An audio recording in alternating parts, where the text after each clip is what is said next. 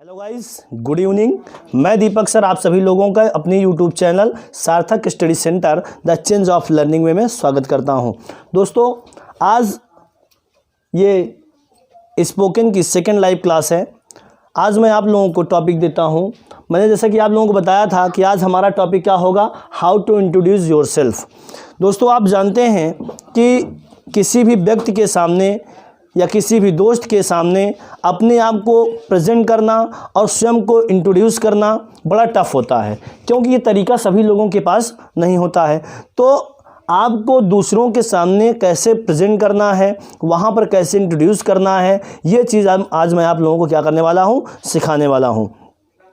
Guys, आप जो है कहते हैं ना, guys you may be I student, आप एक विद्यार्थी हो सकते हैं। You may have to introduce yourself in new other class, या ये कह लिया जाए, अगर आप एक विद्यार्थी हैं तो आप अपनी नई कक्षा में प्रवेश करते हैं तो आपको स्वयं वहाँ कैसे इंट्रोड्यूस करना है, लोगों के सामने कैसे प्रेजेंट आना है, ये बड़ा टफ होता है।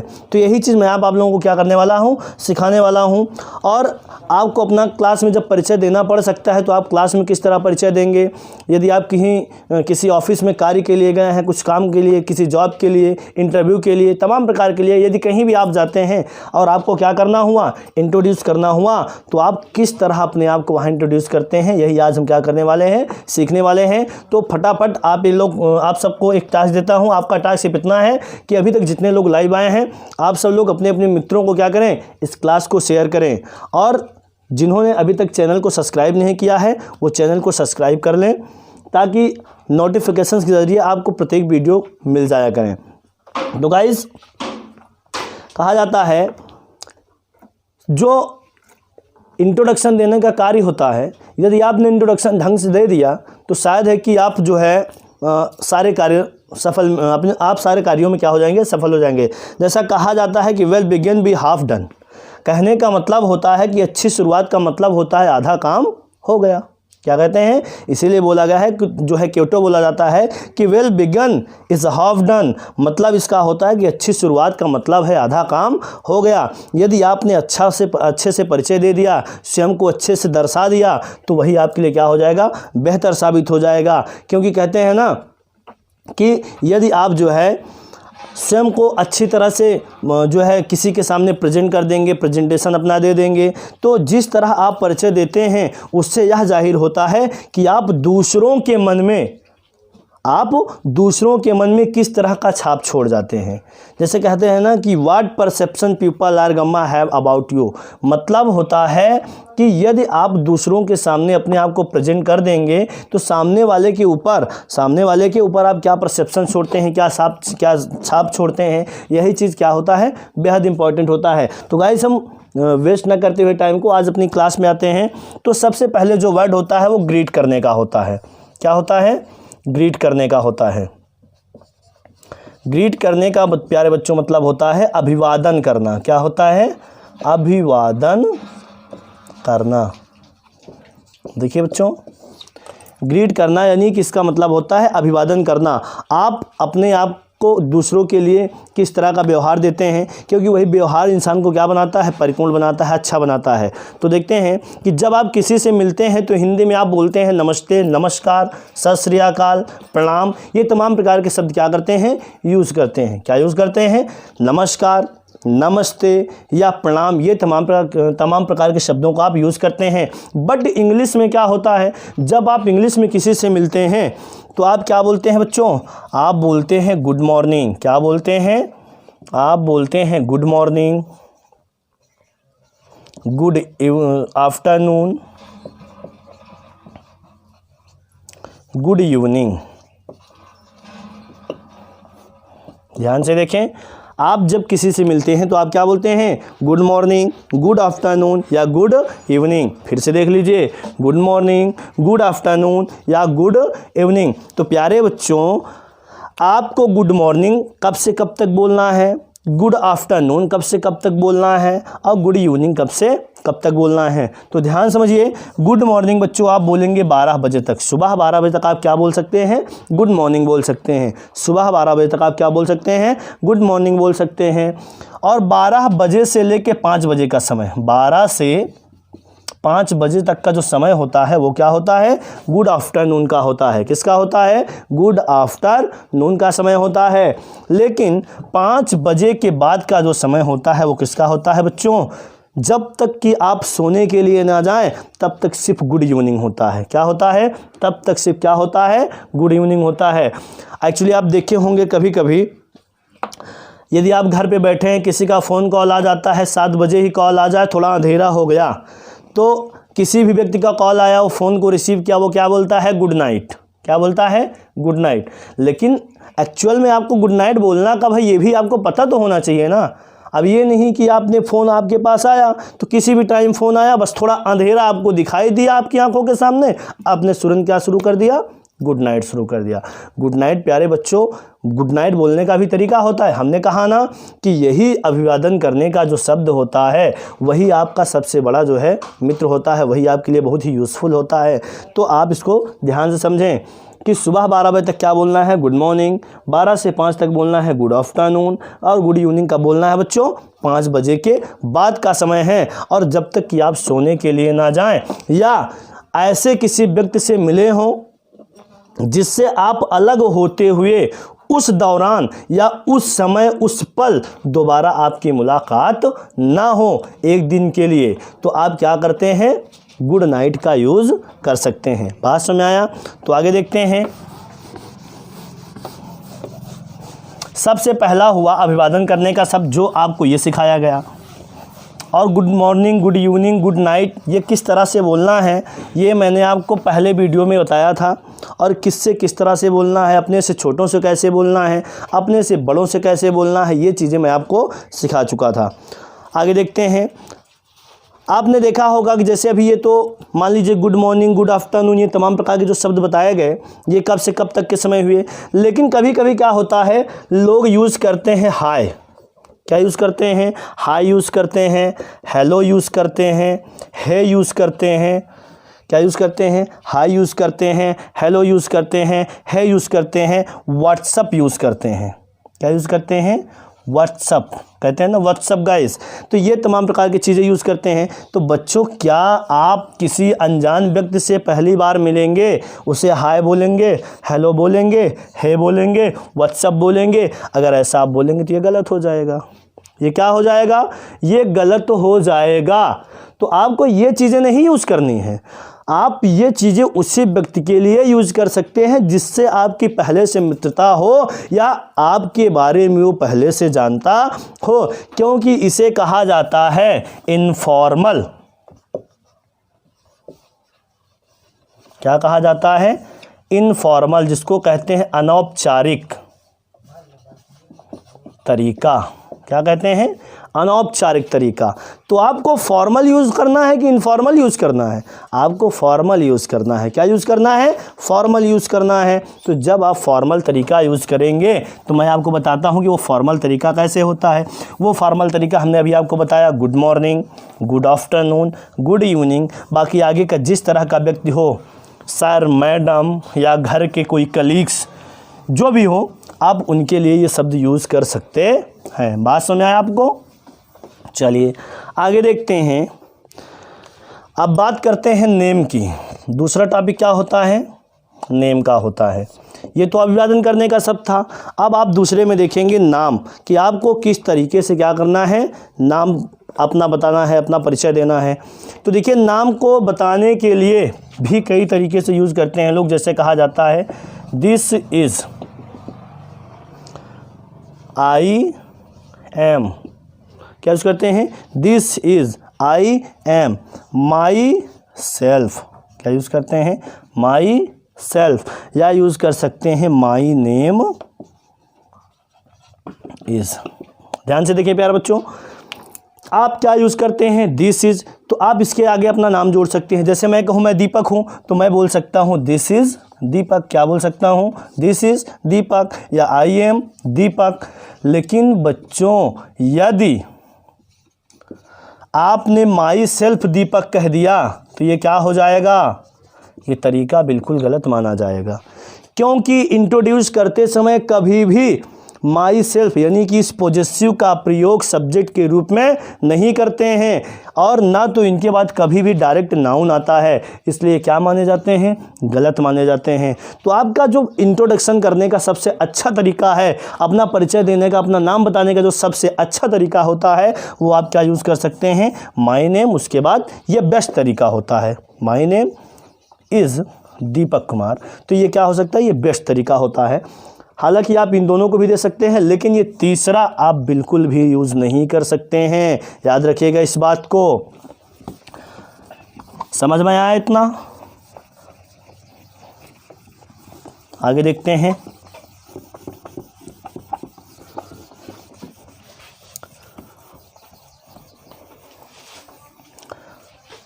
बच्चों ग्रीट हो गया, नेम हो गया। अब अगली बारी किसकी आती है, प्लेस की। किसकी बारी आती है, प्लेस की। अब आप किसी से अपना परिचय दे रहे हैं तो आप स्थान भी बताएंगे। आप क्या बताएंगे, स्थान भी बताएंगे। आप किस जगह से हैं, किस जगह से नहीं हैं। तो आप कह सकते हैं I belong to, I belong to, या कह सकते हैं I am from, I am from. अब जैसे मैं कहूँ मैं प्रयागराज से हूँ, कहाँ से हूँ, प्रयागराज से हूँ। मैं कह सकता हूँ I belong to Prayagraj. I belong to Delhi से हूँ तो दिल्ली बोल सकता हूँ, मुंबई से हूँ तो मुंबई से। लेकिन बच्चों यदि इंटरव्यू लेने वाला व्यक्ति, या ये कह लीजिए आपका इंटरव्यू जिस शहर के आप हैं उसी शहर में हो रहा हो, मैं कहूँ जैसे मैं प्रयागराज का हूँ और मेरा इंटरव्यू प्रयागराज में ही हो रहा है। कहाँ हो रहा है, प्रयागराज में ही हो रहा। ध्यान समझिएगा वाक्य को। मैंने कहा यहाँ आया मैं आई बिलोंग टू प्रयागराज, मैं प्रयागराज से हूँ, लेकिन इंटरव्यू हो रहा है तो मुझे ये दर्शाना है कि मैं प्रयागराज से ही हूँ। ही शब्द आया, मैं प्रयागराज से ही हूँ। तो ऐसे शब्द के लिए आपने क्या यूज़ करना है, इटसेल्फ का यूज़ करना है। मतलब I belong to Prayagraj itself, मैं प्रयागराज से ही हूँ, मैं प्रयागराज से ही हूँ। बात समझ आया इतना? तो ये तरीका है। आगे देखिए प्यारे बच्चों, सर आगे देखा बच्चों आपने, ये प्लेस की बात थी। अब बात करते हैं फैमिली की। अब किसकी बात करते हैं, फैमिली की। लोग आपके परिवार के बारे में पूछते हैं, घरों के बारे में पूछते हैं, तो आप क्या बताएंगे। अब जैसे कहते हैं आपको फैमिली के बारे में इंट्रोड्यूस करना हुआ, आपको अपनी फैमिली के बारे में बताना हुआ, तो आप कहेंगे इन माई फैमिली। क्या बोलेंगे, in my family, in my family apart from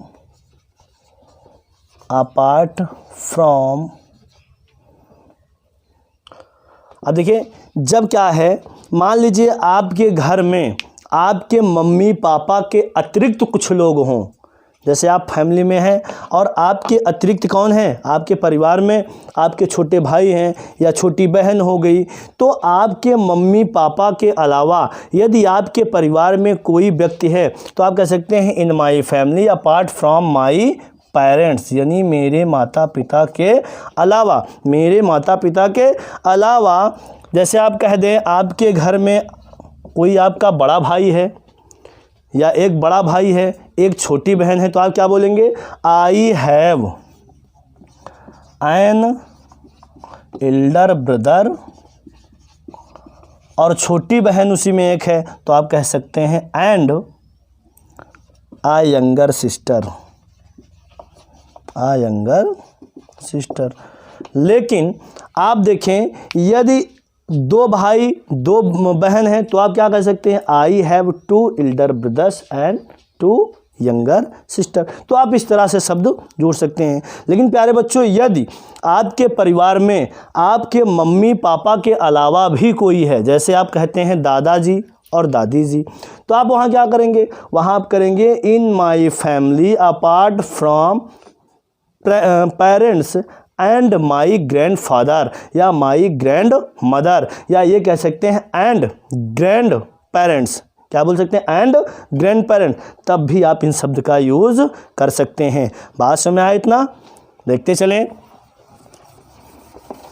अब इसके अतिरिक्त आप देखिए, अगर यदि आप कोई काम कर रहे होते हैं और आप सफल नहीं होते और आपके सामने कोई सफल व्यक्ति आ जाता है, या वैसे भी आपके मित्र हो जाएं या कोई व्यक्ति हो जाए, तो आपसे पूछते हैं, जो बारी आती है क्वालिफ़िकेशंस की। तो देखिए आप ये 4 हो गया। 4 के बाद अभी मैं इसको थोड़ा साइड लिख देता हूँ, जिसको आप देख लीजिएगा। मान लीजिए यहीं लिख देता हूँ क्वालिफ़िकेशंस।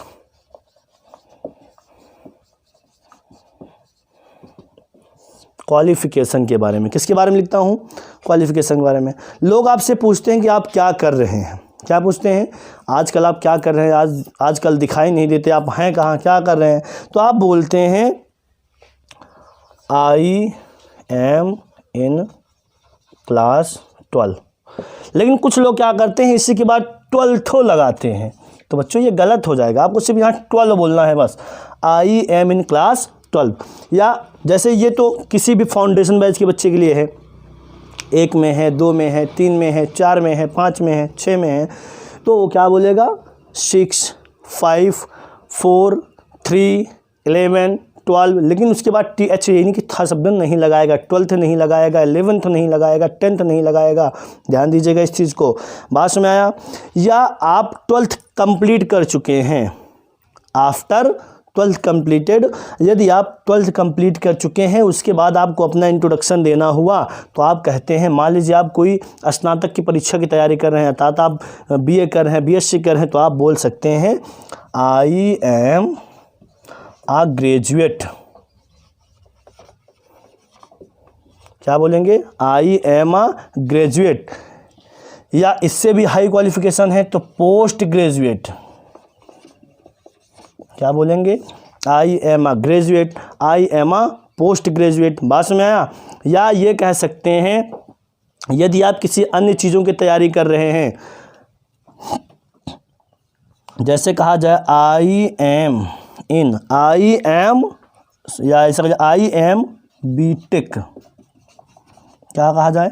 आई एम बीटेक या PhD इन, जो भी आपका सब्जेक्ट हो। I am PhD in English, I am PhD इन हिंदी, कुछ ही बोल सकते हैं ना। या आई एम बीटेक, आगे बीटेक की आप जानते हैं बहुत सारी डिग्रीज होती है, जैसे इलेक्ट्रॉनिक्स से होती है, मैकेनिकल इंजीनियर से होती है, बहुत तमाम प्रकार की चीज़ों से होती हैं। तो आप इनके बाद उन सब का यूज़ कर सकते हैं। या आप कभी कभी क्या है, जब लोग पूछते हैं कि आप क्या कर रहे हैं या आपके काम करने का सिलसिला जारी हो, मान लो आप कोई ग्रेजुएशन कर रहे हैं, आप किसी चीज़ की तैयारी कर रहे हो, तो आप इसके लिए परस्यूइंग यूज़ कर सकते हैं। क्या यूज़ कर सकते हैं? परस्यूइंग यूज़ कर सकते हैं। मतलब परस्यूइंग का मतलब होता है कर रहा हूँ। परस्यूइंग का मतलब क्या होता है? कर रहा हूँ। जैसे कहा जाए आई एम परस्यूइंग ग्रेजुएशन, मैं ग्रेजुएशन कर रहा हूँ। आई एम परस्यूइंग ग्रेजुएशन, मैं क्या कर रहा हूँ? ग्रेजुएशन कर रहा हूँ। बात समझ आया प्यारे बच्चों? आगे इसके बाद बारी आती है हॉबी की। किसकी बारी आती है? हॉबीज़ की बारी आती है। हॉबी आपकी क्या है? आपसे आपकी हॉबी पूछी जाती है, तो हॉबी में आप तमाम प्रकार की चीज़ें यूज़ कर सकते हैं। जैसे कहते हैं, बारी आपकी आती है हॉबी की। किसकी बारी आती है? हॉबी की। तो हॉबी में आप क्या कर सकते हैं प्यारे बच्चों? इसमें भी आप कह सकते हैं, इसे कहा जाए listening to music. Listening to music अर्थात संगीत सुनना, प्लेइंग क्रिकेट, क्रिकेट खेलना, रीडिंग न्यूज़पेपर, अखबार पढ़ना, डांसिंग अर्थात नृत्य करना, कुकिंग अर्थात भोजन पकाना, रीडिंग बुक्स अर्थात किताबों को पढ़ना। तो इन्हीं चीज़ें आप यूज़ कर सकते हो। लेकिन कुछ बच्चों के मन में आ रहा होगा, सर मान लीजिए अगर किसी व्यक्ति की एक हॉबी के अतिरिक्त भी हॉबीज़ हो जाए, तो आप क्या करेंगे? तो प्यारे बच्चों आप वहाँ कर सकते हैं, my hobbies are listening to music and reading news paper. 2 hobbies है ना, आई या ये माई हॉबीज़ आर, मेरी हॉबीज़ हैं listening to music and reading newspaper अर्थात संगीत सुनना और अखबारों को पढ़ना। बहुत सारी चीज़ें ऐसे लगा सकते हैं। तो लास्ट में अब बात करते हैं, जब आप इंड करने लगते हैं अर्थात समापन की ओर बढ़ते हैं, तो इंड में बच्चों आप क्या बोलते हैं? इंड आपका कैसा होता है?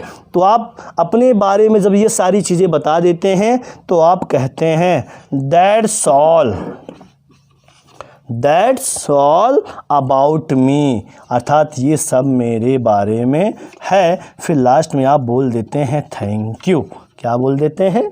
Thank you. आप अपना इंट्रोडक्शन देने के बाद बच्चों कहते हैं दैट्स ऑल अबाउट मी, ये सभी चीज़ें मेरे बारे में हैं। उसके बाद थैंक यू। तो मैं भी आपसे क्या कहूँगा?